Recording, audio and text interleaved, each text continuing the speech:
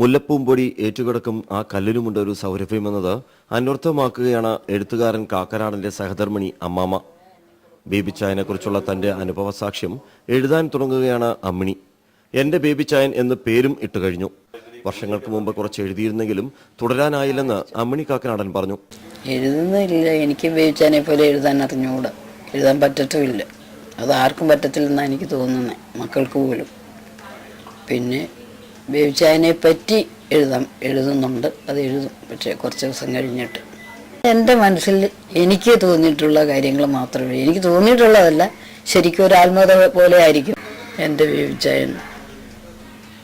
എൻ്റെ ബേബിച്ചായനെ പറ്റി എൻ്റെ ബേബിച്ചായൻ എന്നുള്ള ഹെഡിങ്ങിൽ തന്നെയായിരിക്കും. ഇഷ്ടപ്പെട്ടത് അച്ചായന്റെ സ്നേഹത്തെ, ഇഷ്ടപ്പെടാത്തത് മദ്യപാനത്തെ എന്നും അമ്മിണി കാക്കനാടൻ മനസ്സ് തുറന്നു. ബേബിച്ചായൻ തന്ന പ്രണയവും ജീവിതവും ജീവിച്ചു തീർക്കും. പിന്നെ ബേബിച്ചായൻ പറയും എനിക്ക് ഒരുപാട് പ്രണയം ഉണ്ടായിരുന്നു, അങ്ങനെ ഉണ്ടായിരുന്നു, ഇങ്ങനെ, അതൊന്നും എനിക്കറിഞ്ഞൂടാ. ഞങ്ങൾ കത്തിൽ കൂടെ മാത്രമായിരുന്നു. എഴുത്തുകാരിയാകാനില്ലെങ്കിലും അച്ചായനെ കുറിച്ച് എഴുതുന്നത് ആ സാമീപ്യം എപ്പോഴും ഉണ്ടാകാനാണെന്നും ഇത് തന്റെ ബേബിച്ചായന് വേണ്ടിയാണെന്നും അമ്മാമ കൈരളി പീപ്പിളിനോട് പറഞ്ഞു. രാജ്കുമാർ, ന്യൂസ് ബ്യൂറോ, കൊല്ലം.